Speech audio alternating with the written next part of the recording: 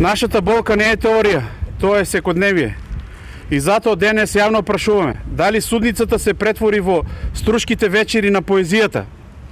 Дали таму се оди за рецитирање или за вистина? Дали зборовите треба да ја покријат смртта на нашите деца? Затоа што тоа го слуша јавноста, може да се помисли дека децата не загинале, пожар немало, дека никој не е виновен и дека трагедијата била случајна. Но вистината е сурова и тешка.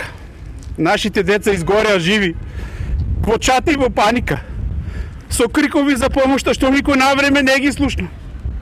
Почитувана јавност, јавното обвинителство објави дека предметот постои повеќе од 200 гигабајти доказен материјал.